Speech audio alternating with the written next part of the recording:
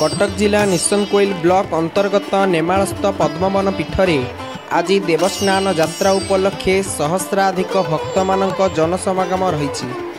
श्री श्री गोपीनाथ जीव और महापुरुष अच्युतानंद आश्रम ट्रस्ट पक्षर पूर्व निर्धारित कार्यक्रम अनुजाई सेवा पूजा प्रातः 3:05 नित्य स्नान मंगल आरती पहली भोग लगी पर चांदी मुकुट लगी हुई प्रातः 5टारे पहड़ खोल श्रद्धालु मानक पेड़ी भोग लगी हुई मध्याह्न 12टारे कोठ भोग लगी पर श्रद्धालु माने महाप्रभु को दर्शन करिसेंती।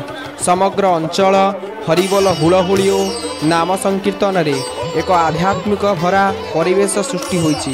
संध्यारे चित्रोत्तोला बालुका सज्जारे बालीमेला महोत्सव सहित अनंत आश्रम द्वारा चलीथिबा विश्वशांति महायज्ञर पूर्णाहुति कार्यक्रम प्रस्तुत कराइछि।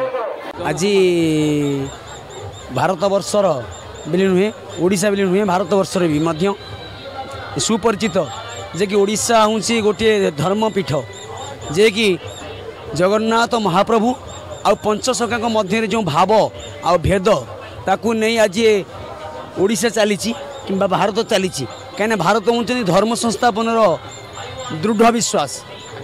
तेणु आज महापुरुष अच्युतंकर स्नान पूर्णिमा अवसर आज समाधि दिन भी महापुरुष अच्युतंकर। तेणु जगन्नाथ महाप्रभु श्रीक्षेत्र में आज स्नान मंडप में स्नान करुँच। श्रीक्षेत्र में जेतिकी भिड़ आज ताठू 3 से हूँ महापुरुष अच्युतों पाखे कहीं ना अच्युत हूँ गुरु ये हूँ गुरुक्षेत्र।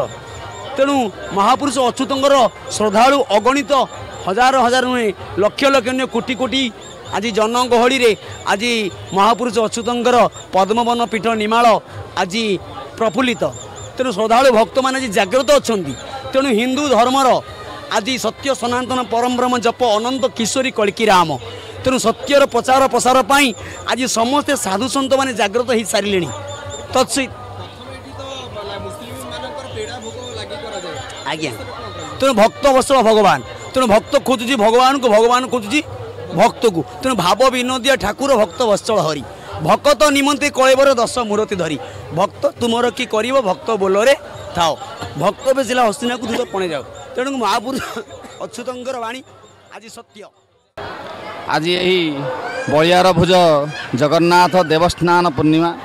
आज ये देवस्नान पूर्णिमा रे जगन्नाथ बलभद्र सुभद्रा सुदर्शन आज स्नान मंडप में स्नान होउछंती।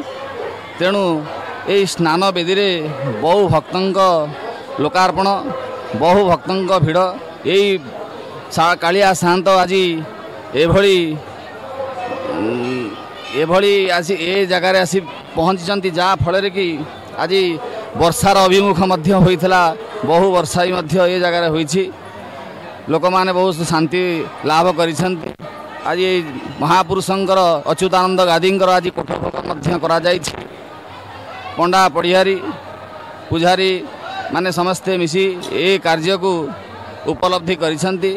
तेणु समस्त भक्तों को मोर निवेदन ये जगार महिमा संगे संगे बढ़िया संगे संगे ये जगार महिमा मध्य आउरी आगो को बढ़िबो रहुछि। पहुंचीचु नेमाल पद्मवन जहाँ अच्युतानंदर पीठस्थली से पीठस्थली आज अच्युतानंदर जन्मोत्सव पालित होउछि विभिन्न सांस्कृतिक कार्यक्रम। आम बर्तमान जीवा बालीयात्रा पड़िया को देखा जनसमागम केमती रही उठा दुकानी मानकर कौन रही केमिति कौन व्यवस्था रही दिन केमती कौन उपभोग होछि।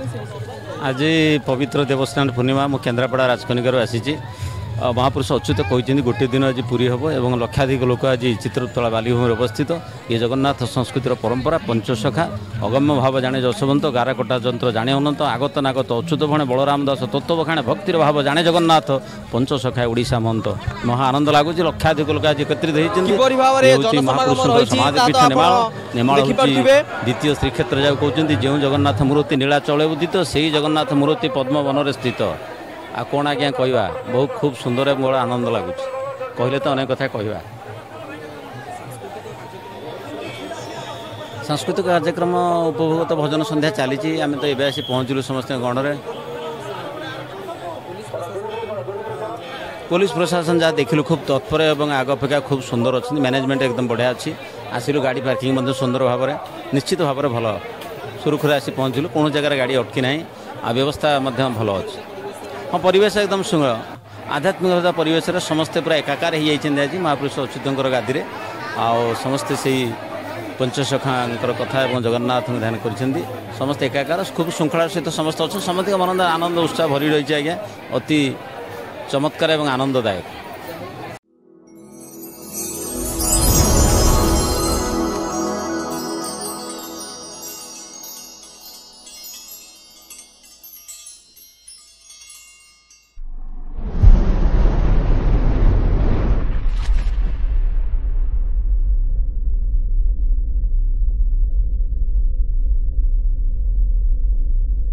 गोल्डन सार्थक चैनल तरफ आपण मानंकु स्वागत जनाउछु। गोल्डन सार्थक चैनल हेउची एक भक्ति चैनल जहां ओडिया भाषा रे प्रसारित भक्ति आध्यात्मिकता एवं धर्म नैतिक मूल्यबोध उपरे ध्यान देइथाय। आम संस्कृति और आम परंपरा उपरे आधारित आमर एही आध्यात्मिक भरा वीडियो देखिबा पई आपण माने आज ही एही चैनल को सब्सक्राइब करी आम सह जोड़ी होंतु एवं वीडियो पठाइबा पई आज ही जोगाजोग करंतु।